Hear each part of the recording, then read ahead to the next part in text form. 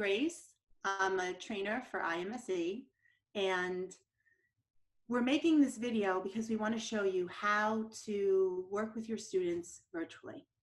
There's been a lot of talk about synchronous, asynchronous, how do we work with kids? And when this pandemic hit, many of us just scurried to our computers and thought, there's just no way, I can't work with my students virtually like this.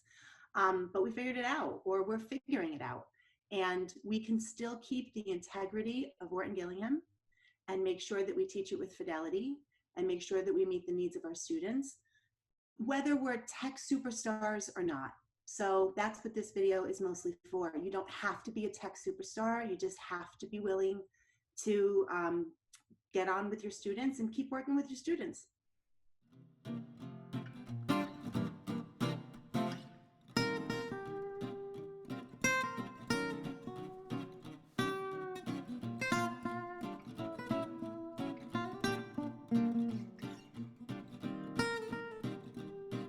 Good.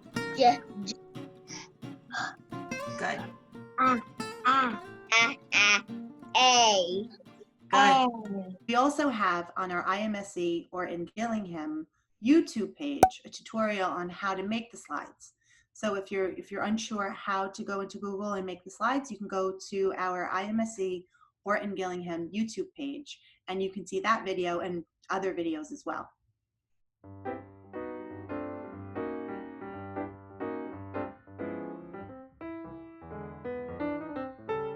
Good.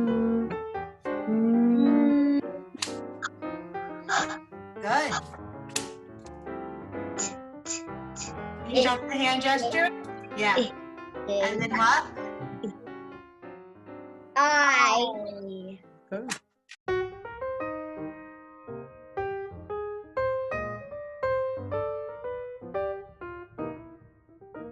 Part of the drill is probably the hardest part of the drill to do remotely. So when you're doing it, you can think about different kind of creative ways to do it. One way is to still use sand, still have the students use sand. If you can drop off care packages off at your students' houses, and in that care package you can have little bits of sand and maybe a tray for them. Another thing that you can just do is ask their parents to put on a plate some sugar or some salt or some shaving cream or something like that. But we also recognize that you are not there with them. So it is hard to manage the materials if you are not physically with them. So another option that you're going to see here is having the students write the letter that you say after you dictate it.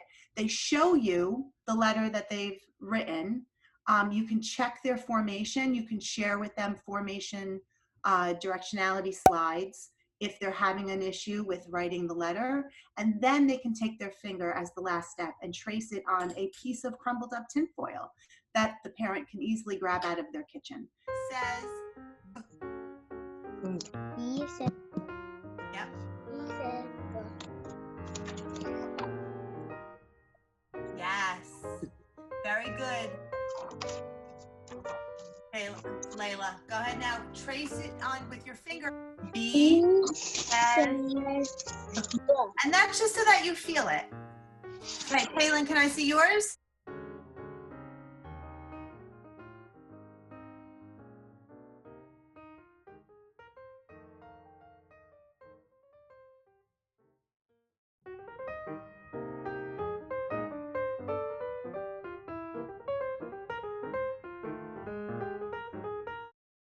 So the blending part of the drill is probably the easiest part of the drill to do remotely.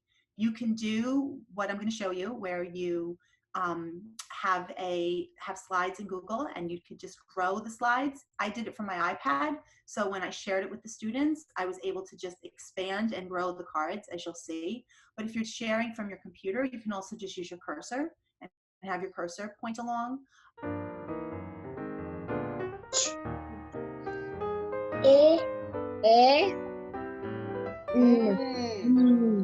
Chin. Go ahead.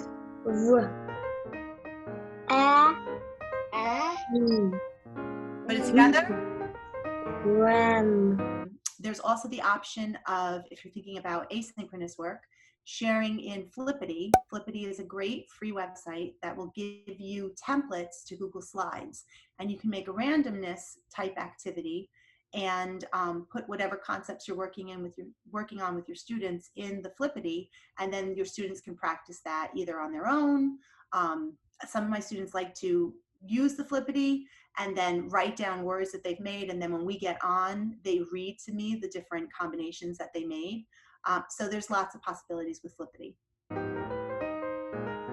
Also, you can just put the blending board out and you be in a live meet where you point to your cards and then your students blend with the cards in the blending board. Thanks for watching. More will be coming about how to teach remotely using the IMSE Orton-Gillingham outline.